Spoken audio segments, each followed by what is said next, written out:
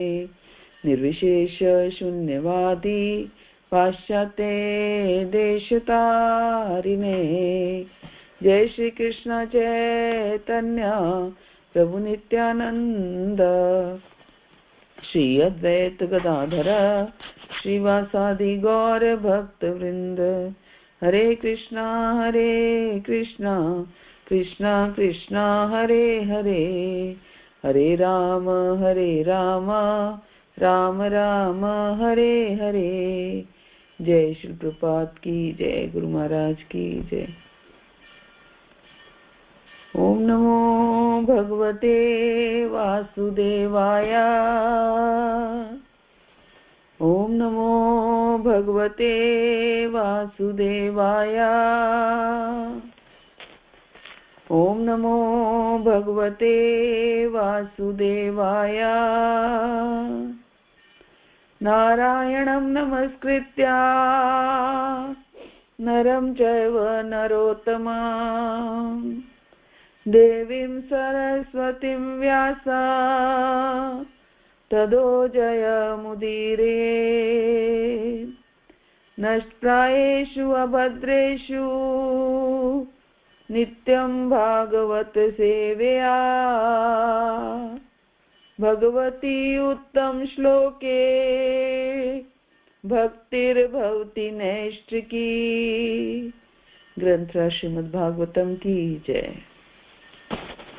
ग्रंथराज श्रीमद् भागवतम स्कंद 3 अध्याय 23 श्लोक संख्या 1 और 2 आज हम करेंगे। आज नया अध्याय शुरू कर रहे हैं, देवहूति का शोक। तो पहला और दूसरा श्लोक, पहले श्लोक गा लेते हैं। मैत्रेय उवाच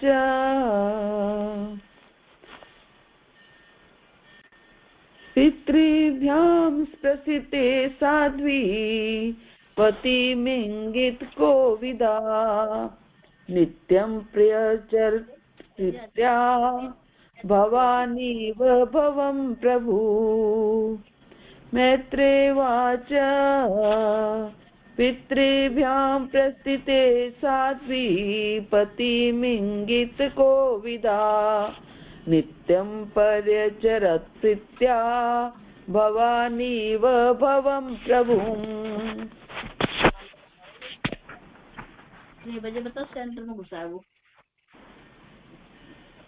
विश्रुभेण आत्मशोचेन गौरवेण दमेन च, शुश्रूषया सौहृदेन वाचा मधुरया च भोः। विश्रुभेण आत्मशोचेन गौरवेण दमेन च, शुश्रूषया सौहृदेन वाचा मधुरया च। मैत्रेय वाच, मैत्रेय ने कहा, पितृभ्याम माता पिता के द्वारा प्रस्थिते प्रस्थान करने पर, साध्वी पतिव्रता पतिम अपने पति की, इंगित कोविदा मनोभावों को जानने वाली, नित्यम निरंतर,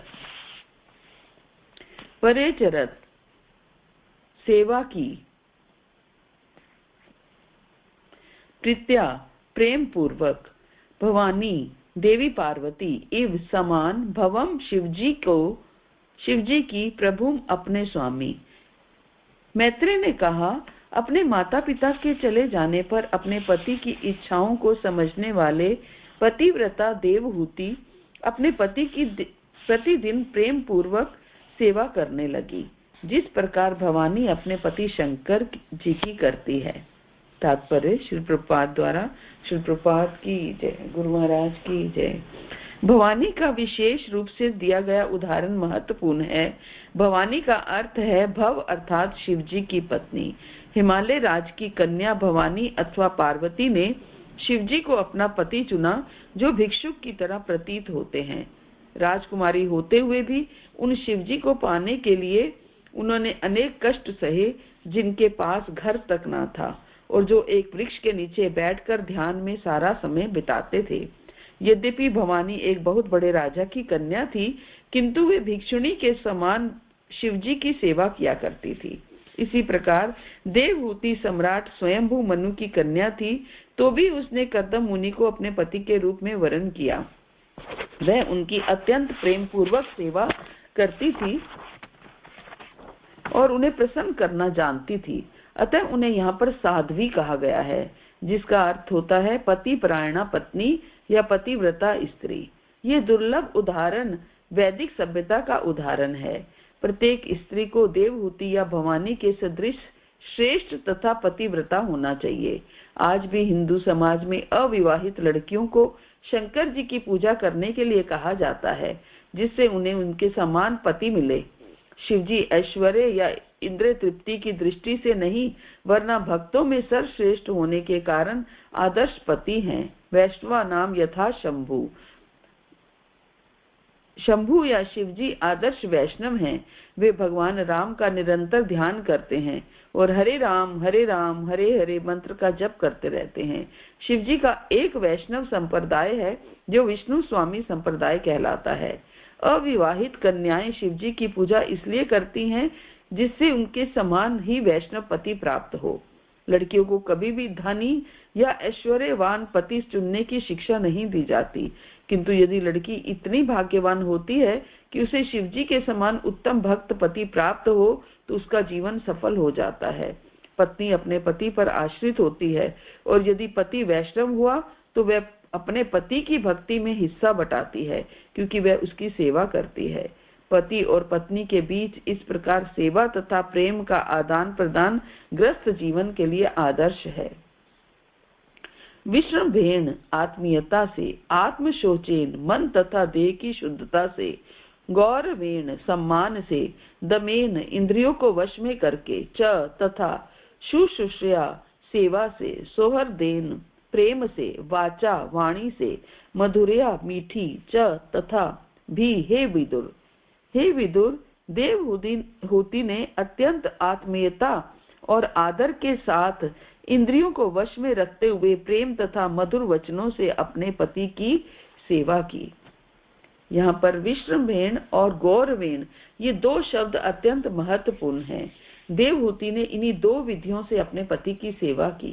ये दोनों विधियां हैं जिनके द्वारा पति अथवा श्री भगवान की सेवा की जाती है। विश्रम्भेन का अर्थ है आत्मीयता पूर्वक और गौरवेन का अर्थ है अत्यंत सम्मान पूर्वक। पति अत्यंत आत्मीय मित्र होता है, अतः पत्नी को चाहिए कि आत्मीय मित्र की भांति पति की सेवा करे और साथ ही पति की स्थिति की श्रेष्ठता को भी समझे। इस प्रकार वह उसका सभी प्रकार से सम्मान करे।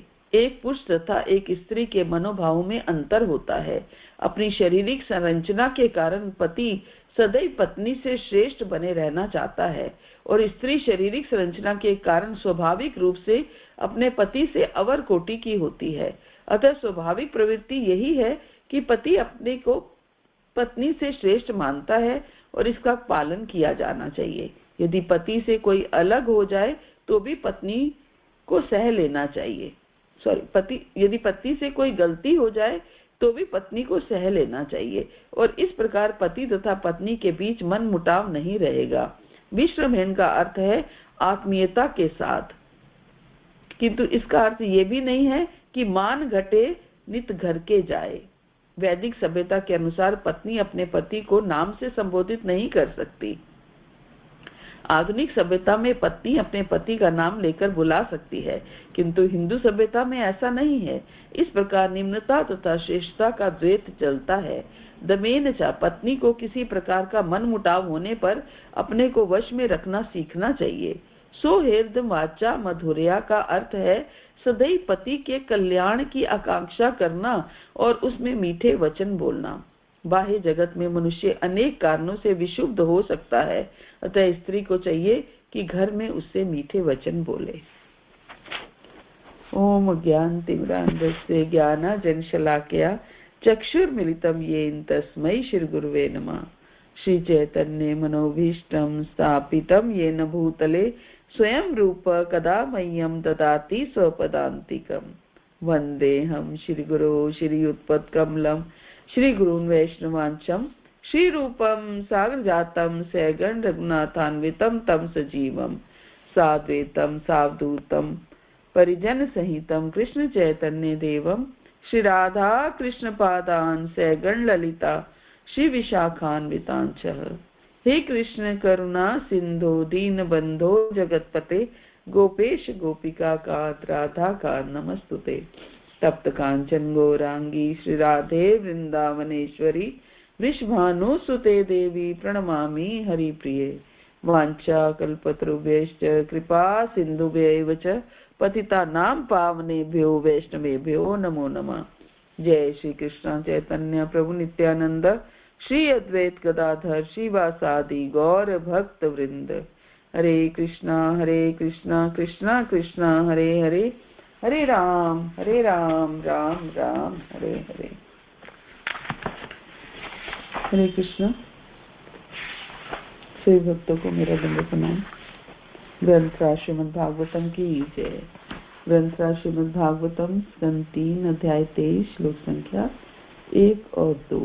अध्याय का नाम है देवहूति का शोक। तो सबसे पहले मेरी समस्त गुरु परंपरा से श्री प्रभुपाद से, गुरु महाराज से और आप सब भक्तों से प्रार्थना है कि मुझे आशीर्वाद दें ताकि मैं इन 2 श्लोकों की कुछ सेवा कर पाऊं। तो अध्याय का नाम है देवहूति का शोक, क्योंकि पिछले अध्याय में हमने पढ़ा कि देवहूति और कर्दम मुनि का विवाह हो चुका है और कर्दम मुनि ने इस कंडीशन पर विवाह किया है कि जैसे ही देवहूति की पुत्र संतान होगी तो मैं वानप्रस्थ ले लूंगा, अर्थात घर त्याग दूंगा। तो पिछले अध्याय में उनका विवाह हुआ था और इस अध्याय में पुत्र उत्पत्ति के बाद वो अंततः घर त्याग देंगे, इसलिए अध्याय का नाम देवहूति का शोक है। तो हमारे आज के अगर दोनों श्लोकों को पढ़ा जाए तो दोनों ही श्लोक देवहूति की पति सेवा को दर्शाते हैं। दोनों ही श्लोक देवहूति के चरित्र को दर्शाते हैं। मैत्रेय मुनि कहते हैं कि अपने माता पिता के चले जाने पर अपने पति की इच्छाओं को समझने वाली पतिव्रता देवहूति अपने पति की प्रतिदिन प्रेम पूर्वक सेवा करने लगी, जिस प्रकार भवानी अपने पति शंकर की करती थी। हे विदुर, देवहूति ने अत्यंत आत्मीयता और आदर के साथ इंद्रियों को वश में रखते हुए प्रेम तथा मधुर वचनों से अपने पति की सेवा की।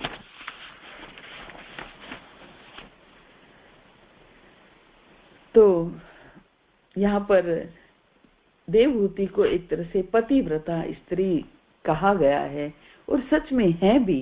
देवहूति एक पतिव्रता स्त्री है और साथ में उदाहरण किनका दिया गया है?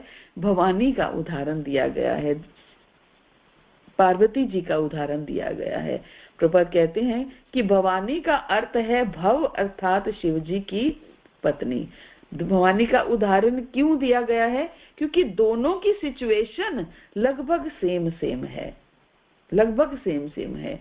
क्योंकि पार्वती जी भी हिमालय की पुत्री थी और देवहूति भी स्वयंभू मनु की पुत्री थी। दोनों ही राजा हैं, दोनों ही राजपुत्रियां हैं और दोनों ही ऐसे सन्यासियों के तरह, एक तरह से भगवान शिव भी क्या है, प्रभुपाद यही बता रहे हैं तात्पर्य में कि हिमालय राज की कन्या भवानी अथवा पार्वती ने शिव जी को अपना पति चुना, जो भिक्षुक की तरह प्रतीत होते हैं। हम सब जानते हैं भगवान शिव कैसे रहते हैं, भिक्षुक की तरह रहते हैं। गले में मुंडमाला डाले हैं, सर्प गलों में सर्प डाले हैं और सारी शरीर पर भभूत रमा के रखते हैं। तो इस तरीके से और भजन में रमे रहते हैं, लीन रहते हैं। तो राजकुमारी होते हुए भी उन शिवजी को पाने के लिए उन्होंने अनेक कष्ट सहे, इतनी तपस्या की कि मुझे शिवजी को पति रूप में प्राप्त करना है, जिनके पास ना तो घर था और ना और जो एक वृक्ष के नीचे बैठकर ध्यान में अपना सारा समय बिताते थे। हालांकि भवानी एक बहुत बड़े राजा की कन्या थी, लेकिन फिर भी वो भिक्षुणी के समान शिवजी की सेवा किया करती थी। इतने राजकुमारी होते हुए भी वो उन्होंने भगवान शिव की कैसे एक सेविका की तरह सेवा की, भिक्षुणी की तरह सेवा किया करती थी। और इसी प्रकार देवहूति भी सम्राट स्वयंभू मनु की कन्या थी, तो भी उसने कर्दम मुनि को अपने पति के रूप में वर्ण किया और ये उनसे बहुत ही प्रेम पूर्वक सेवा करती थी और उन्हें प्रसन्न करना जानती थी। अतः उन्हें यहाँ पर साध्वी कहा गया। साध्वी का अर्थ क्या है?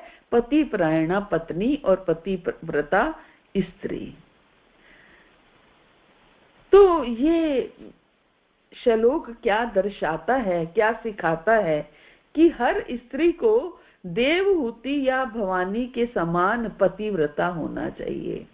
पहली बात ये सिखा रहा है कि हर स्त्री को देवहूति या भवानी के समान पतिव्रता होना चाहिए। और आज भी हिंदू समाज में अविवाहित लड़कियों को शंकर जी की पूजा करने के लिए कहा जाता है। प्रभुपाद बता रहे हैं क्यों कहा जाता है? ताकि शिव के समान वैष्णव पति प्राप्त हो, भक्त पति प्राप्त हो। लेकिन दुख इस बात का है कि क्राइटेरिया बदल गया है ना। भक्त पति प्राप्त हो, इस वजह से शिव की पूजा नहीं की जाती है। शिव की पूजा इसलिए की जाती है ताकि उन्हें धनी ऐश्वर्यवान पति प्राप्त हो या बहुत हाईली क्वालिफाइड पति प्राप्त हो, है ना। ज्यादा ऐसा पति प्राप्त हो जिसका समाज में बहुत मान सम्मान हो, जिसको जो एक धनी व्यक्तियों की कैटेगरी में आता हो, बहुत हाई पोस्ट पे जॉब करता हो, फॉरेन रिटर्न हो या फॉरेन विदेश में रहता हो, एनआरआई हो। तो इस तरीके के क्राइटेरिया बदल गए हैं। भक्त पति चाहिए, ये तो बहुत कम लोगों की चॉइस होती है कि हमें भक्त पति चाहिए। बस समय और समाज इतना बदलता जा रहा है कि ये हमारे क्राइटेरिया जो हैं ये बदलते जा रहे हैं, जिसकी यही कारण है कि आज का समाज हमारा पतन की तरफ जाता जा रहा है ना। अगर क्राइटेरिया यही हो कि भक्त पति चाहिए, फिर तो कोई भी चीज मैटर नहीं करती है कि वो सुंदर होना चाहिए या सुंदर नहीं है, ये सुंदर है नहीं, नथिंग मैटर, कि वो बस भक्त होना चाहिए। और वो धनी है या नहीं है कोई मैटर नहीं करता, कि भक्त होना चाहिए। किस लिए? क्योंकि भक्त होगा तो किसी बुरी संगत में नहीं होगा, कुछ गलत उसकी हैबिट्स नहीं होंगी, और जैसे भी करके भक्ति करके दोनों जीव अपना पेट तो पाल ही लेंगे। इवन भजन कीर्तन करके भी पेट पाल लेंगे। लेकिन ये चॉइस होती नहीं आज के समाज की, आज की लड़कियों की खास तौर से। प्रभुपाद कहते हैं कि अविवाहित कन्याएं शिवजी की पूजा इसलिए करती हैं जिससे उनके समान ही वैष्णव पति प्राप्त हो। लड़कियों को कभी भी धनी या ऐश्वर्यवान पति चुनने की शिक्षा नहीं दी जाती, किंतु यदि लड़की इतनी भाग्यवान होती है कि उसे शिवजी के समान उत्तम भक्त पति प्राप्त हो तो उसका जीवन सफल हो जाता है। प्रभुपाद क्या कह रहे हैं? किंतु ये लड़कियों को कभी भी धनी या ऐश्वर्यवान पति चुनने की शिक्षा नहीं दी जाती। लेकिन आज का समय ऐसा नहीं है, शिक्षा भी ऐसी नहीं दी जाती है। माता पिता भी बहुत सही से गाइड नहीं करते हैं कि हमारी प्रायोरिटीज क्या होनी चाहिए, क्या हमारी प्रायोरिटी हो। हमें पति चुनने के लिए हमारी टॉप प्रायोरिटीज क्या होनी चाहिए, कि भक्त होना चाहिए या फिर धनी होना चाहिए। दोनों हो तो बहुत अच्छी बात है, लेकिन क्या हमारी टॉप प्रायोरिटीज होनी चाहिए। तो प्रभुपाद कहते हैं पत्नी अपने पति पर आश्रित होती है, और यदि पति वैष्णव हुआ तो वह अपने पति की भक्ति में हिस्सा बटाती है। कहते हैं पत्नी अर्धांगिनी होती है, इसलिए पति की भक्ति का भी आधा हिस्सा जो है वो पत्नी को प्राप्त होता है, हमारे शास्त्र बताते हैं। लेकिन वो तब प्राप्त होते हैं जब पत्नी पति की सेविका हो, सेवा करती हो, है ना, क्योंकि वो उनकी सेवा में लगी रहती है, उसको भक्ति का समय नहीं मिलता है। इसलिए जो पति भक्ति कर रहा है, जो पति भक्ति में लगा हुआ है, उस पति की ही भक्ति का आधा हिस्सा पत्नी को प्राप्त हो जाता है, क्योंकि पत्नी जो है वो भक्त पति की सेवा कर रही है ना। लेकिन आज हम पति की सेवा तो करें या ना करें, लेकिन पति की भक्ति में हिस्सा हमें चाहिए होता है, क्योंकि हिस्सा लेना आज के समाज की आदत सी बन गई है कि किसमें हमारा शेयर है। तो हो क्या रहा है कि हम अपना पुराना सब कुछ भूलते जा रहे हैं, जो हम अपने कर्तव्यों को भूलते जा रहे हैं, लेकिन अधिकार हमें सबको पता है। तो इस वजह से हमें समस्या आने लगती है, लेकिन आज के समय में ये संभव नहीं है। हम सब जानते हैं ये संभव कैसे हो पाएगा। प्रभुपाद अपने एक लेक्चर में बताते हैं कि यदि किसी स्त्री को प्रारंभिक अवस्था से ही प्रशिक्षित किया जाएगा, यदि किसी स्त्री को प्रारंभिक अवस्था से ही प्रशिक्षित किया जाएगा, ट्रेनिंग दी जाएगी, अगर इस लड़की को शुरू से ही ऐसी ट्रेनिंग दी जाए कि तुम्हें पतिव्रता रहना चाहिए, तो ये ही धर्म है। इसे सतीता धर्म कहते हैं। सती का तात्पर्य है पतिव्रता। प्रभुपाद भगवद गीता के एक लेक्चर में बता रहे हैं कि स्त्री को शुरू से ही हमें ट्रेनिंग देनी पड़ेगी। क्या ट्रेनिंग देनी पड़ेगी? कि तुम्हें पतिव्रता रहना चाहिए। इसका अर्थ क्या है? माता पिता का बहुत रोल होता है कि हम अपनी पुत्री को क्या सिखाते हैं, पुत्री को क्या ट्रेनिंग देते हैं। क्या हम उन्हें सिखा रहे हैं कि उन्हें पतिव्रता रहना चाहिए या नहीं रहना चाहिए? ये सिखाना पड़ेगा। तो ये धर्म है। तुम्हें ये ट्रेनिंग देनी पड़ेगी कि तुम्हें पतिव्रता रहना चाहिए, ये धर्म है। इसे क्या कहते हैं? पतिव्रता धर्म कहते हैं, सतीता धर्म कहते हैं। पति की सेवा करना, अपने पति के अनुकूल रहना, पति के संबंधियों और मित्रों के प्रति भी समान रूप से अनुकूल रहना, पति के व्रतों का पालन करना, और ये जो 4 नियम है पतिव्रता स्त्री के लिए पालनीय हैं। प्रभुपाद भागवत के तात्पर्य में बता रहे हैं कि पति की सेवा करना और पति के अनुकूल रहना और पति के संबंधियों और पति के मित्रों के प्रति भी समान रूप से अनुकूल रहना और पति के व्रतों का पालन करना। जो पति ने व्रत उठाए हैं उनका पत्नी भी पालन करे, तो ये 4 नियम पतिव्रता स्त्री के लिए पालनीय हैं। आगे प्रभुपाद बताते हैं, पतिव्रता स्त्री के लिए बिना किसी द्वैत भाव के पति की सेवा सर्वश्रेष्ठ धर्म है। बिना किसी द्वैत भाव के। प्रभुपाद कृष्णा बुक में बता रहे हैं कि पतिव्रता स्त्री के लिए बिना किसी द्वैत भाव के पति की सेवा सर्वश्रेष्ठ धर्म है। एक स्त्री को न केवल अपने पति के प्रति आज्ञाकारी होना चाहिए, बल्कि अपने पति के मित्रों और उनके माता पिता और उनके परिवार के सभी सदस्यों के प्रति वत्सल होना चाहिए। अपितु सबसे महत्वपूर्ण बात तो ये है कि उसे अपनी संतानों का भी पालन पोषण इस तरीके से करना चाहिए कि ताकि वो भी आगे जो है अच्छे भक्त भी बने और अच्छे पति या पत्नी दोनों बने, है ना। तो बस कहते हैं कि साध्वी स्त्री को लालची नहीं होना चाहिए। सारे नियम हम तोड़ते जाते हैं। आज हमारा धन के प्रति ज्यादा आकर्षण है कि पति कैसे ज्यादा से ज्यादा धन कमाए, है ना। तो लेकिन शास्त्र क्या बताते हैं कि पतिव्रता स्त्री को लालची नहीं होना चाहिए, बल्कि उसे सभी परिस्थितियों में संतुष्ट रहना चाहिए। उसे गृहस्थी के काम काज में बहुत पटु होना चाहिए। और धार्मिक नियमों से पूरी तरह अवगत होना चाहिए। लेकिन आज समय बिल्कुल बदल गया है। घर के कामकाज में निपुण हो या ना हो, लेकिन पत्नी अच्छा क्या कमा रही है, पत्नी कितनी पढ़ी लिखी है, सब कुछ क्राइटेरिया चेंज हो गया है। हम जब मैच देखते हैं तो ये देखते हैं कि इवन लड़की भी अगर हम देखते हैं तो कितनी पढ़ी लिखी है, जॉब करती है या नहीं करती है, कितना कमा रही है, तो ये सब देखते हैं।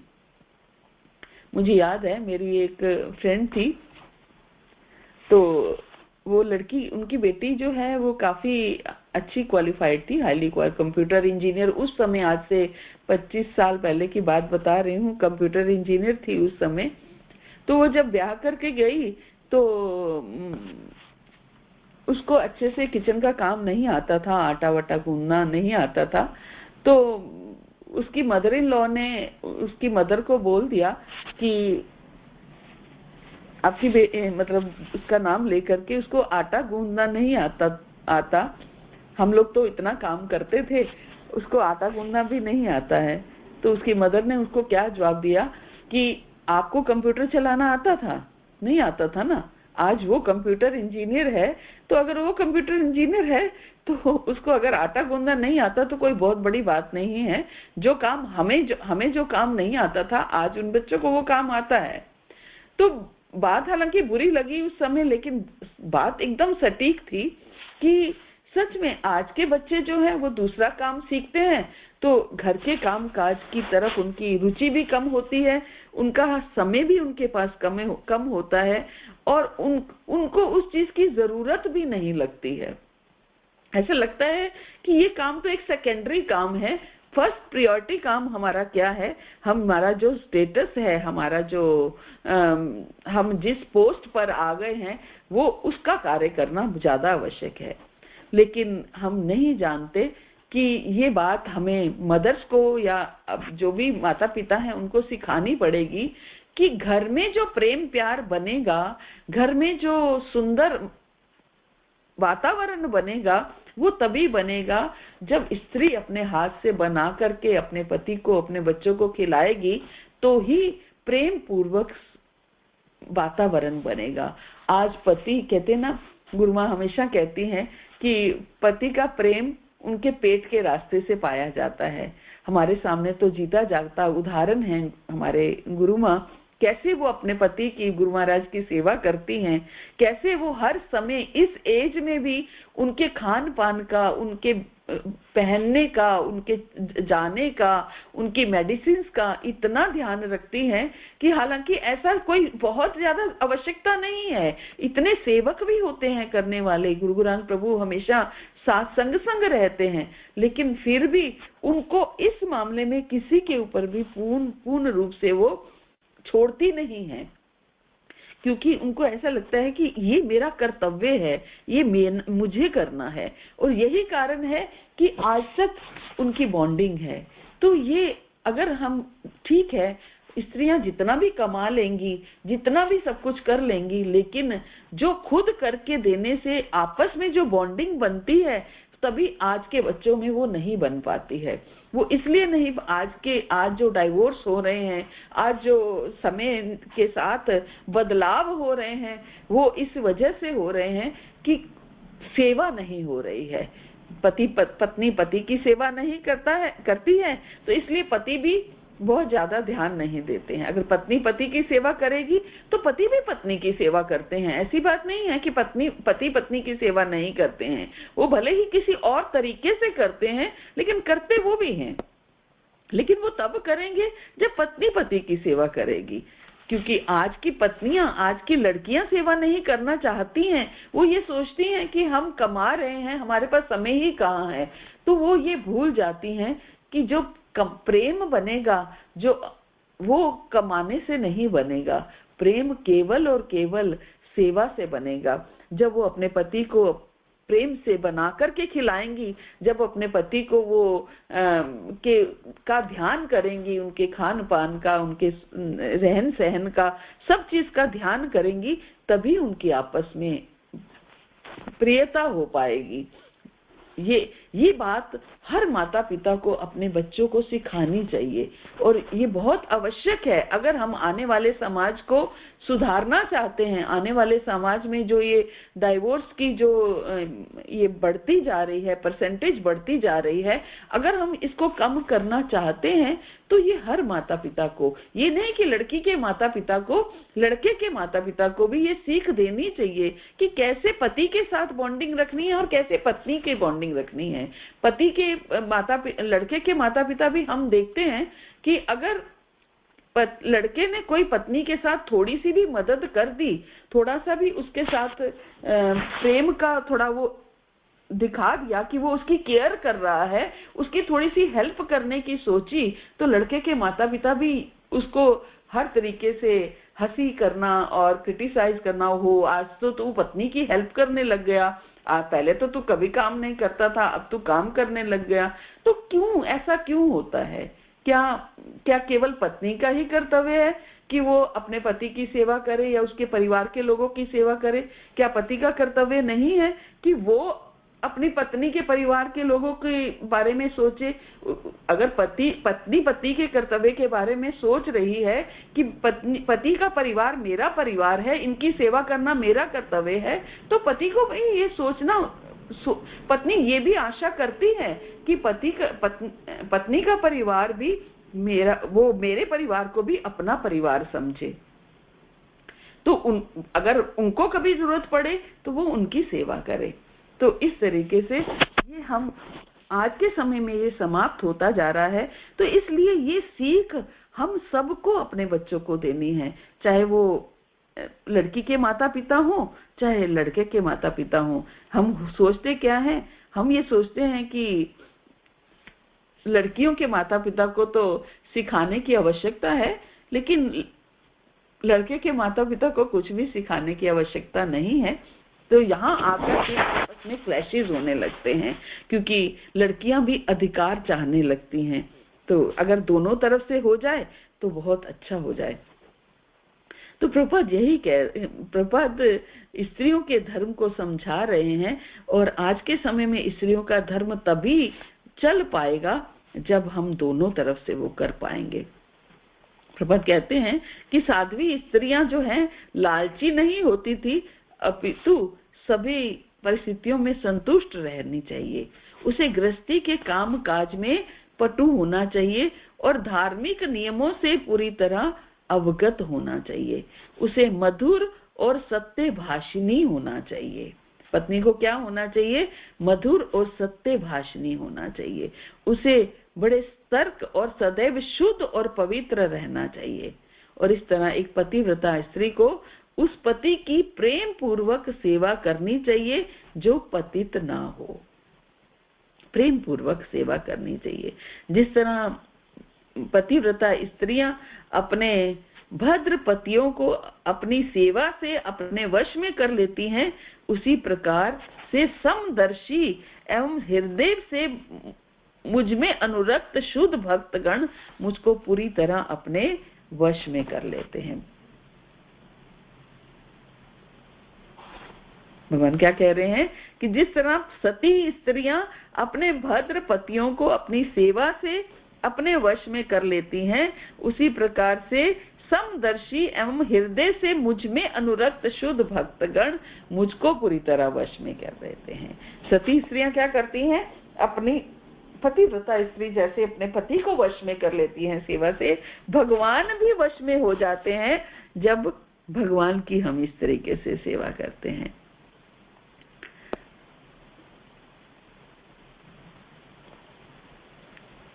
प्रभुपाद कहते हैं कि स्त्री को लक्ष्मी जी के ही समान श्रद्धा पूर्वक अपने पति की सेवा करनी चाहिए।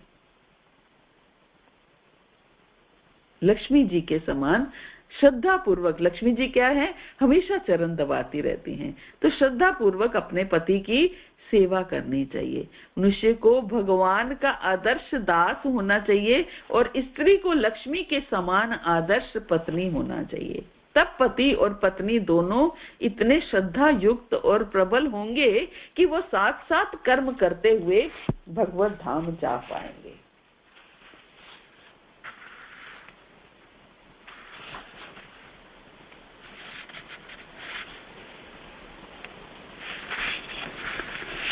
यहाँ पर एक महान पति की महान पत्नी के कुछ गुण दिए गए हैं। कर्दम मुनि अपनी आध्यात्मिक योग्यता के कारण महान है। ऐसा पति जो है परम शक्तिमान कहलाता है। तेजी यांसम, भले ही पत्नी आध्यात्मिक ज्ञान से अपने पति के समान योग्य हो, किंतु उसे इसका गर्व नहीं होना चाहिए, वृथा गर्व नहीं होना चाहिए। भले ही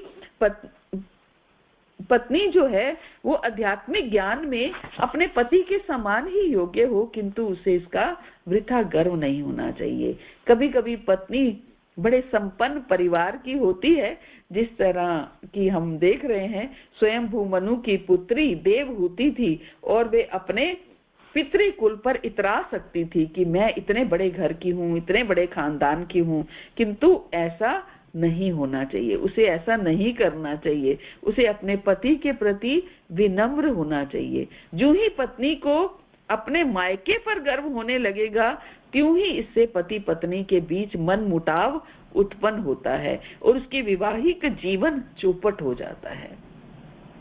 इस बात का बहुत ध्यान रखना है। जैसे ही पत्नी को अपने मायके पर गर्व होने लगता है, तो पति पत्नी के बीच मन मुटाव उत्पन्न होता है। चाणक्य पंडित कहते हैं कि यद्यपि कोयल काली होती है, किंतु अपनी मीठी वाणी के कारण सुंदर है। हालांकि कोयल काली है, लेकिन अपनी मीठी वाणी के कारण कोयल सुंदर कही जाती है। इसी प्रकार स्त्री अपने सतीत्व, अपने पतिव्रता धर्म और पति के प्रति आज्ञाकारिता से सुंदर बनती है। एक स्त्री भले ही सुंदर ना हो, देखने में शरीर में सुंदर ना हो, लेकिन उसके गुण इतने सुंदर हो, पति की इतनी सेवा करती हो, आज्ञाकारी पत्नी हो, तो उसके कारण वो सुंदर बनती है। और कुरूप व्यक्ति पंडित बनने पर सुंदर बनता है। कोई व्यक्ति बहुत पति सुंदर नहीं है लेकिन पंडित है मीन्स ज्ञानी है, और तो वो सुंदर बनता है। इसी प्रकार ब्राह्मण, क्षत्रिय, वैश्य और शूद्र अपने अपने गुणों के कारण सुंदर हुआ करते हैं। ब्राह्मण तब सुंदर बनते हैं जब वो क्षमाशील होते हैं। क्षत्रिय तब सुंदर बनते हैं जब वो वीर होते हैं। अगर ब्राह्मण क्षमाशील नहीं है तो कैसे सुंदर होगा? क्षत्रिय अगर वीर नहीं होगा तो कैसे सुंदर होगा? क्षत्रिय अगर युद्ध में कभी भी पीठ ना दिखाए तब वो सुंदर है। और वैश्य जब गायों की रक्षा करते हैं तो वो सुंदर हैं। और शूद्र जब अपने स्वामियों को प्रसन्न करते हैं और अपने कर्तव्यों का विश्वास पूर्वक पालन करते हैं तब वो सुंदर हैं। तो इस तरह हर व्यक्ति की सुंदरता जो है उसके गुणों से होती है। और पत्नी की तो हम आज की पत्नियां अगर चॉइस करते हैं तो ऊपरी सुंदरता को देख करके चॉइस करते हैं। लड़का लड़की एक दूसरे को देख रहे हैं, ठीक है, सुंदर है, मैच अच्छा है, तो हम विवाह कर देते हैं। लेकिन सुंदरता क्या, गुणों से सुंदरता होनी चाहिए। तो भवानी का उदाहरण दिया, लेकिन हमारे शास्त्र ऐसी पतिव्रता स्त्रियों से भरे हुए हैं। यहाँ पर उदाहरण केवल पार्वती जी का दिया हुआ है, लेकिन शास्त्रों में ऐसी बहुत सारी हम सुनते हैं। सती सावित्री और सीता माता एक पतिव्रता स्त्री थी, लेकिन उनको भी पतिव्रता का जो ज्ञान प्राप्त हुआ, जो पतिव्रता की सीख उन्हें प्राप्त हुई, उनकी माता ने तो दी ही दी, लेकिन जब वो वनवास में गए तो माता अनसुईया ने इतनी सुंदर उन्हें सीख दी पतिव्रता धर्म निभाने की। माता अनसुईया कहती हैं उनको, मातु पिता भ्राता हितकारी, मित प्रद सब सुनु साज कुमारी, अमित दानी भरता भय देही, अधम सोनारी जो सेवना तेही। क्या कह रही है माता अनसुईया कि हे राजकुमारी, हे सीते, सुनिए, माता पिता भाई सभी हित करने वाले हैं, परंतु ये सब एक सीमा तक ही सुख देने वाले हैं। माता पिता भाई जो हैं सभी हित करने वाले हैं, परंतु ये सब एक सीमा तक ही सुख देने वाले हैं। परंतु हे जानकी, पति तो असीम देने वाला है, मोक्ष रूप सुख देने वाला है, और वो स्त्री अधम है, अधम सोनारी जो सेवा ते ही। वो स्त्री अधम है जो ऐसे पति की सेवा नहीं करती। कैसे पति की? जो पति मोक्ष देने वाला है, जो पति भक्त है खासतौर से, अगर वो उसकी सेवा नहीं करती तो वो अधम है। धीरज धर्म मित्र अरुणारी, आपद काल परिखई चारी। वृद्ध रोग बस जड़ धन हीना, अंध बधिर क्रोधी अति दीना।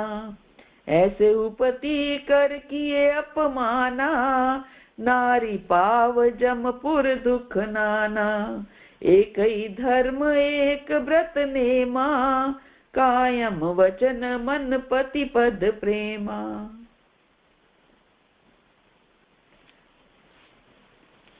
धैर्य, धर्म, मित्र और स्त्री, इन चारों की विपत्ति के समय ही परीक्षा होती है। क्या कह रही हैं माता अनुसुईया? कि धैर्य की, धर्म की, मित्र की और स्त्री की, इन चारों की विपत्ति के समय ही परीक्षा होती है। कि विपत्ति के समय आपका धैर्य टूटता है या नहीं टूटता है, आपका धर्म टूटता है या नहीं टूटता है, आपके मित्र आपके साथ रहते हैं विपत्ति के समय या छोड़ करके चले जाते हैं, आपकी पत्नी, आपकी स्त्री आपके साथ में रह रही है, आपके कंधे से कंधा मिला करके चल रही है या छोड़ के जा रही है, या व्याकुल हो रही है, विचलित हो रही है। ये इन चारों को विपत्ति के समय ही परीक्षा होती है। वृद्ध, रोगी, मूर्ख, निर्धन, अंधा, बहरा, क्रोधी और अत्यंत ही दीन, ऐसे भी पति का अपमान करने से स्त्री यमपुर में भांति भांति के दुख पाती है। भले ही पति वृद्ध हो, रोगी हो, मूर्ख हो, निर्धन हो, अंधा हो, बहरा हो, क्रोधी हो, लेकिन फिर भी अगर पत्नी पति का अपमान करती है तो ऐसी स्त्री यमपुर में तरह करके दुख पाती है। शरीर, वचन और मन से पति के चरणों में प्रेम करना स्त्री के लिए बस ये एक ही धर्म है, एक ही व्रत है और एक ही नियम है। पूरी दृढ़ता से कह रही है माता अनुसुईया, स्त्री के लिए एक ही धर्म है, एक ही व्रत है और एक ही नियम है। क्या? कि शरीर, वचन और मन से पति के चरणों में प्रेम करना। आगे कहती हैं, जगपति व्रताचारी विधि ही, वेद पुराण संत सब कही। उत्तम के अस बस मन माही, सपने हुआन पुरुष जग माही। क्या कहती हैं? कि जगत में 4 प्रकार की पतिव्रताएं हैं। वेद, पुराण और संत सब ऐसा कहते हैं कि उत्तम श्रेणी की पतिव्रता के मन में ऐसा भाव बसा रहता है कि जगत में मेरे पति को छोड़ के दूसरा पुरुष स्वप्न में भी नहीं है।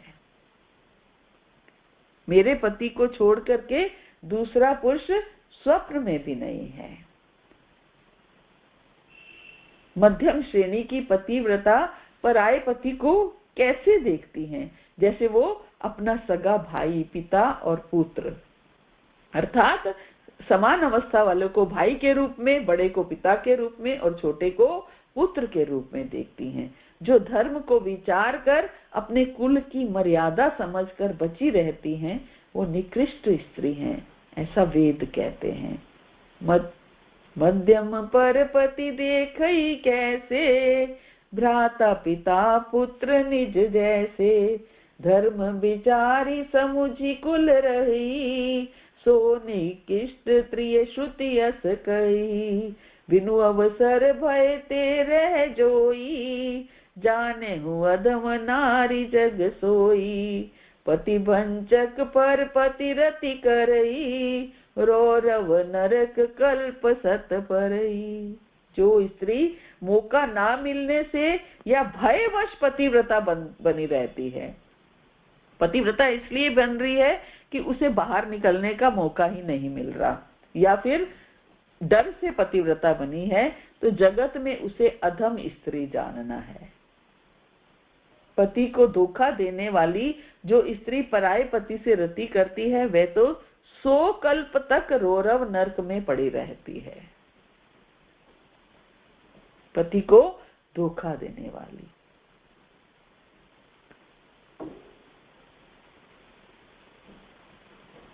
तो बहुत ही सुंदर तरीके से माता अनुसुईया सीता मैया को समझा रहे हैं।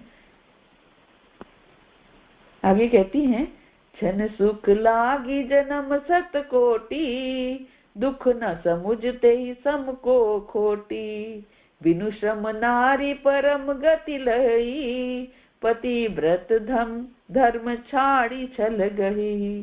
क्षण भर के सुख के लिए जो 100 करोड़ असंख्य जन्मों को दुख को नहीं समझती, उसके समान दुष्टा कोई नहीं है। इस जन्म का सुख वो प्राप्त करना चाहती है, लेकिन उसको क्या कह रहे हैं, 100 कल्प तक रौरव नरक में जाना पड़ता है। वो इस चीज को नहीं समझ पा रही है अगर, तो उसके समान दुष्टा कोई नहीं है। जो स्त्री छल छोड़कर पतिव्रता धर्म को ग्रहण करती है, वह बिना ही परिश्रम के परम गति को प्राप्त करती है। जो स्त्री छल छोड़कर पतिव्रता धर्म का पालन करती है, वो बिना ही परिश्रम के परम गति को प्राप्त करती है। स्त्री जन्म से ही एक तरह से अपवित्र मानी गई है, किंतु पति की सेवा करके वो शुभ गति प्राप्त कर लेती है।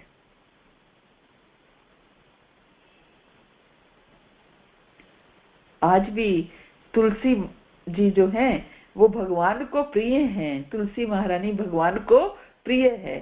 क्यों? क्योंकि उन्होंने अपने पतिव्रता धर्म का इतना पालन किया है ना। भगवान को श्राप दे दिया अपने पतिव्रता धर्म का पालन में। हम सब जानते हैं इसकी कथा, और चारों वेद उनका यश गाते हैं। माता अनुसुईया भी कह रही हैं, सहज पावनी नारी पति, सेवत शुभ गति लही, जसु गावत श्रुति चारि अजहू, तुलसी का हरि प्रिय। तो ये हमारी शास्त्र हमें सीखें देते हैं, तरह तरह से हर तरीके से समझाने का प्रयास करते हैं कि हमें कैसा, पत्नी है तो कैसा धर्म निभाना है पत्नी का। और हम द्रौपदी जी की हमने पहले भी एक क्लास में, द्रौपदी जी कैसे सत्यभामा को सीख देती हैं। जब सत्यभामा उनसे पूछती हैं कि आप इतने पतियों को कैसे प्रसन्न रख पाती हैं, तो द्रौपदी जी इतनी सुंदर उन्हें सीख देती हैं कि कैसे हम उनकी सेवा करके मैं उनको प्रसन्न रख पाती हूँ। तो इतनी डिटेल में नहीं जाएंगे, बहुत सारी ऐसे सतियां हैं जिनके बारे में हमारे शास्त्रों में विवरण है। अगला श्लोक थोड़ा सा लेते हैं, बहुत ही सुंदर उसका तात्पर्य है। प्रभुपाद ने इतने सुंदर तात्पर्य दिए हैं कि कुछ भी उसमें ऐड करने की या कुछ भी उसमें करने की आवश्यकता नहीं है। अगले श्लोक के तात्पर्य में प्रभुपाद समझा रहे हैं कि विश्रवेण और गौरवेण, ये 2 शब्द बहुत महत्वपूर्ण है।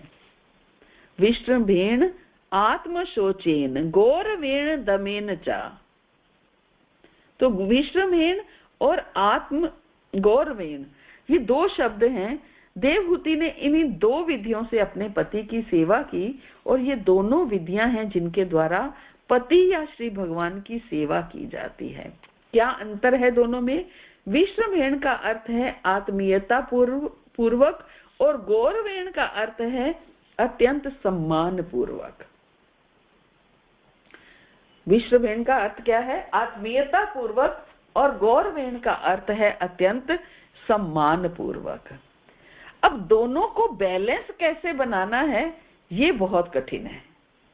कि होता क्या है, जब हम आत्मीयता पूर्वक चलते हैं तो सम्मान धीरे धीरे थोड़ा थोड़ा कम होने लगता है, प्रभात एग्जाम्पल दे रहे हैं कि आज की स्त्रियां पतियों का नाम लेती हैं, सोचती हैं हम तो फ्रेंड्स की तरह हैं, दोनों मित्र हैं, तो लेकिन पत्नी को कभी भी पति का नाम से संबोधित नहीं करना चाहिए। ये हमारी हिंदू सभ्यता में ऐसा नहीं है। तो इसलिए प्रभु क्या कह रहे हैं कि पत्नी को चाहिए कि आत्मीय मित्र की भांति पति की सेवा करे और साथ ही पति की स्थिति की श्रेष्ठता को भी समझे। फ्रेंड की तरह, मित्र की तरह, आत्मीय मित्र की तरह पति की सेवा तो करे, लेकिन साथ भी उनकी श्रेष्ठता को भी समझे। साथ में ये भी समझे कि मैं फ्रेंड की तरह उनसे बात करूंगी, लेकिन उनका जो पति का ओहदा है वो पति का ही है। पति की सेवा करे और साथ ही पति की स्थिति की श्रेष्ठता को भी समझे, और इस तरह वह उसका सभी प्रकार से सम्मान करे। ये नहीं कि मित्र की तरह अगर हम वो उनकी सेवा कर रहे हैं तो उनका सम्मान छूट जाए, इस बात का बहुत ध्यान रखें। ये प्रभुपाद बहुत सुंदर शब्दों में क्लियर कर रहे हैं कि होता क्या है, अगर हम मित्र की तरह बिहेव करने लगते हैं तो कहीं ना कहीं सम्मान लूज हो जाता है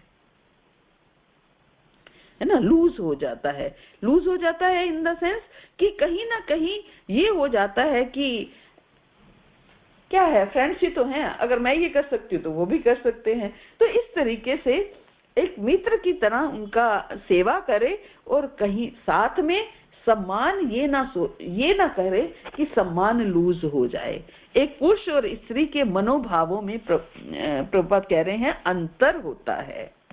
एक मैन ईगो जिसको कहते हैं, एक पुरुष का सम्मान जो है वो हमेशा हमारे शास्त्र बताते हैं कि पुरुष का हमेशा सम्मान होना चाहिए। दोनों के मनोभावों में अंतर होता है। अपनी शारीरिक संरचना के कारण पति सदैव पत्नी से श्रेष्ठ बने रहना चाहता है। एक पति की ये साइकोलॉजी है एक पुरुष की कि वो उसमें हमेशा श्रेष्ठ बना रहना चाहता है, और स्त्री शारीरिक संरचना के कारण स्वाभाविक रूप से पति से नीचे की कोटि की होती है। इसलिए हमेशा जब अच्छा मैच देखते हैं तो पत्नी की एज पति से थोड़ी कम देखी जाती है कि 2-4 साल का अंतर जरूर होना चाहिए कि पत्नी छोटी हो, ताकि और वैसे सम्मान ना कर पाए, कम से कम बड़े होने का सम्मान ही कर दे कि मेरे से बड़े हैं। तो इसलिए उम्र का भी ये ध्यान रखा जाता है कि उम्र में पत्नी जो है वो थोड़ी छोटी हो। अपनी शारीरिक और आगे प्रभुपाद बता रहे हैं कि स्वाभाविक प्रवृत्ति यही है कि पति अपने को पत्नी से श्रेष्ठ मानता है और इसका पालन किया जाना चाहिए। ये एक मैन साइकोलॉजी है कि पति जो है अपने आप को पत्नी से श्रेष्ठ मानता है। लेकिन कभी कभी ऐसे देखने में आता है कि पति श्रेष्ठ है और रहेगा, लेकिन कभी कभी पति लोग देखते हैं, कई पति लोग पत्नी को बहुत ही हीन कर देते हैं कि इसको तो कोई अकल नहीं है, कोई ये तो बुद्धू है या कुछ भी। खासतौर से जब स्त्रियां कम पढ़ी लिखी होती हैं जिस केस में, तो पति लोग इस तरीके से बिहेव करते हैं, हमने कई इसमें देखा। तो वो भी नहीं होना चाहिए, और लेकिन पत्नी को भी पति का पूरा सम्मान करना चाहिए। और दूसरा, विश्वमेण का अर्थ आत्मीयता के साथ है, किंतु इसका अर्थ ये भी नहीं है कि मान घटे नित घर के जाए। बहुत सुंदर समझा रहे हैं कि आत्मीयता का मतलब, मित्रता की तरह रहने का मतलब ये नहीं है कि हम उनका मान ना करें, मान घटा दें, है ना। वैदिक सभ्यता के अनुसार पत्नी को पति का नाम से संबोधित नहीं करना चाहिए, लेकिन आज का कल्चर ये है कि हम फ्रेंडशिप तो तभी होगी, मित्रता तो तभी होगी जब हम नाम से बुलाएंगे। तो मित्र तो नाम से ही बुलाते हैं, तो वो बैलेंस करना ये सब सीखना पड़ेगा, है ना, ये सीखना पड़ेगा। प्रभुपाद ने एक एक शब्द का बहुत सुंदरता से इसका व्याख्यान किया है कि, और साथ में क्या बताया है कि दमेन चा, पत्नी को किसी प्रकार का मन मुटाव होने पर अपने को वश में रखना सीखना चाहिए। कोई मन मुटाव हो तो भी उसका दमन कर देना चाहिए, उसको अपने मन में ही रखे और पति के साथ कभी भी ऐसा व्यवहार नहीं होना चाहिए। आधुनिक सभ्यता में पत्नी अपने पति का नाम लेकर बुला सकती है, किंतु हिंदू सभ्यता में ऐसा नहीं है। ये दोनों सभ्यता अलग अलग हैं। आधुनिक सभ्यता में बुला सकती है, लेकिन हिंदू सभ्यता में ऐसा नहीं है। और हम सब हिंदू हैं और हिंदू सभ्यता के अनुसार हमें चलना चाहिए। तो और आगे सुहृद वाचा मधुरया, इसका अर्थ है कि सदैव पति के कल्याण की आकांक्षा करना और उसमें मीठे वचन बोलना।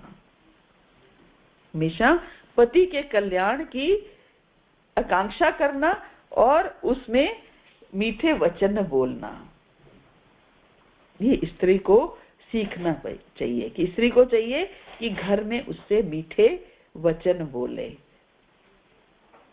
बाह्य जगत में मनुष्य अनेक कारणों से विशुद्ध हो सकता है। पति बाहर से आते हैं, किसी कारण से वो परेशान भी हो सकते हैं बाहरी जगत से, लेकिन पत्नी को क्या चाहिए कि उनसे मीठे वचन बोले। तो ये बहुत कुछ प्रभुपाद ने इन दो तात्पर्यों में हमें सिखाया है।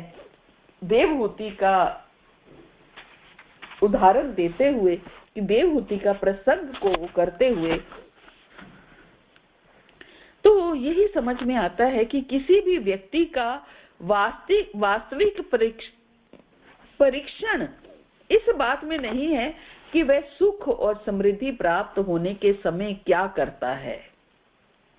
किसी भी व्यक्ति का वास्तविक परीक्षण इस बात से नहीं है कि जब उसे सुख और समृद्धि प्राप्त होती है तो उस समय वो क्या करता है, बल्कि इसमें है कि जब वो विपत्ति में होता है, जब वो दुख में होता है, जब वो प्रतिकूल परिस्थितियों के समय होता है, उस समय वो क्या करता है ना। एक चरित्रवान व्यक्ति ही जीवन के प्रतिकूल क्षणों के बाद भी अच्छे संकल्पों के उत्साह को बनाए रखता है। एक चरित्रवान व्यक्ति, चाहे जीवन में कैसी भी परिस्थितियां आती हैं, लेकिन वो अपना जो उसने अच्छे संकल्प किए हैं उसको वो बना के रखता है। ऐसा नहीं है कि प्रतिकूल परिस्थितियां आई तो उसके सारे संकल्प टूट गए, लेकिन जीवन काल के अनुकूल क्षणों में सुख समृद्धि ऐश्वर्य से परिपूर्ण वातावरण में भी वो यदि जीवन के वास्तविक उद्देश्य को, अपने कल्याण को के प्रति वो जागरूक रहता है, तो ऐसा व्यक्ति सद्गुणों से युक्त होता है। चाहे समय अनुकूल हो या प्रतिकूल हो, कैसा भी समय हो, वो हमेशा बस ये उसको याद रहता है कि उसका गंतव्य क्या है, उसको प्राप्त क्या करना है, गोलोक जाना है, कृष्ण प्रेम प्राप्त करना है, ये उसका गंतव्य है। तो श्रेष्ठ चरित्र वाला होता है, परिस्थिति अनुकूल हो या प्रतिकूल हो। माता देवहूति ऐसे ही उच्च विचारों से युक्त वैष्णवी थी। भगवान कपिल ने इन्हीं को अपनी माता होने का गौरव प्रदान किया। देवहूति बचपन से ही बड़ी सद्गुणों वाली थी और सुंदर, इतना रूप उनका सुंदर, इतना अद्वितीय रूप था जिसकी समानता करने वाला उस समय कोई दूसरी स्त्री नहीं थी। भारतवर्ष के सम्राट की लाडली पुत्री होकर भी ऐश्वर्यों के प्रति बिल्कुल उनकी आसक्ति नहीं थी। देवहूति धार्मिक स्वभाव की थी और त्याग और तपस्या का जीवन उन्हें बहुत प्रिय था। गंधर्व और देवता भी उनके रूप से मोहित रहते थे। वो चाहती तो देवता और गंधर्व या किसी भी ऐश्वर्यशाली व्यक्ति को अपने पति के रूप में स्वीकार कर सकती थी, किंतु उसने एक तपस्वी मुनि को अपने पति के रूप में चुना। क्यों? क्योंकि उसे ज्ञान था कि वो दुर्लभ मनुष्य जीवन भोग विलास के लिए नहीं मिला है। भोग विलास तो किसी भी योनि में सरलता से प्राप्त हो जाता है। जीवन का उद्देश्य है परम कल्याण, यानी आत्मा का कल्याण और आसक्ति के बंधनों से मुक्त होकर भगवान को, परमेश्वर को प्राप्त करना, और मन और बुद्धि भगवान में स्थिर होने के कारण देवहूति स्वभाव से शांत थी। सदा पतिव्रता धर्म का पालन किया उन्होंने, और पतिव्रता के प्रभाव से उनके अंतःकरण में सतोगुण की वृद्धि होती गई, क्योंकि पतिव्रता धर्म का पालन करती थी और सतोगुण की जो है इस कारण से वृद्धि होती गई, और वो तन मन और प्राण से प्रेम पूर्वक अपने पति की सेवा करती रही। काम, क्रोध, लोभ, द्वेष, कपट विकारों को उसने कभी भी अपने मन में नहीं आने दिया। पतिव्रता धर्म के पालन में, पतिव्रता धर्म का पालन उन्होंने बहुत ही सुंदर तरीके से किया। उन्होंने पतिव्रता धर्म के पालन से पवित्रता प्राप्त की, उदारता प्राप्त की, आत्म संयम प्राप्त किया, प्रेम प्राप्त किया, सहनशीलता प्राप्त की, मधुरता प्राप्त की, केवल पतिव्रता धर्म का पालन करने से, और जिनके द्वारा उसने अपने परम तेजस्वी पति को प्रसन्न किया। पति परायणा देवहूति अपने पति को भगवान से भी बड़ा मानती थी, और लंबे समय तक अपने पति की सेवा और धार्मिक व्रतों का पालन करती रही, जिसके कारण वो हम आगे सारा पढ़ेंगे, इस पूरे अध्याय में हम यही पढ़ेंगे कैसे उन्होंने अपने पति की किस तरीके से सेवा की। इतना उन्होंने अपने पति की सेवा और उनके धार्मिक व्रतों का पालन किया, जिसके कारण उनका शरीर भी इतना दुर्बल हो गया, और इतनी श्रद्धा थी, श्रद्धालु देवहूति सेवा करती रही, और इसी को निस्वार्थ सेवा कहते हैं। देवहूति की सेवा से प्रसन्न होकर कर्दम मुनि ने तप, ध्यान और कृष्ण भक्ति का जीवन बिताते हुए जो उपलब्धियां प्राप्त की, वे सब अनमोल भेंटें उन्होंने अपनी निष्ठावान पत्नी को प्रदान की, और ये अनमोल भेंट भगवान की कृपा या कृष्ण प्रेम थी, जो एक व्यक्ति के लिए सबसे अधिक कल्याण का उपाय है। देवहूति आत्म संयमी थी, तपस्विनी थी, और इंद्रिय विषयों से प्राप्त होने वाले चपल सुख से वो आसक्त नहीं थी, इंद्रियां उनके वश में थी। ये हमें सिखा रहा है देवहूति का चरित्र, यही सीखना है। शास्त्रों को पढ़ने का, समझने का जो है लाभ तभी है जब हम उसमें से कुछ सीख पाएं, कुछ समझ पाएं। तो देवहूति का चरित्र हमें बहुत कुछ सिखाता है। आगे हम पूरा अध्याय ही उनके बारे में पढ़ेंगे, और प्रयास करें कि उससे हम कुछ लाभान्वित हो पाए। हरे कृष्ण। श्रील प्रभुपाद की जय, गुरु महाराज की जय, आप सब भक्तों की जय। आप सब मुझे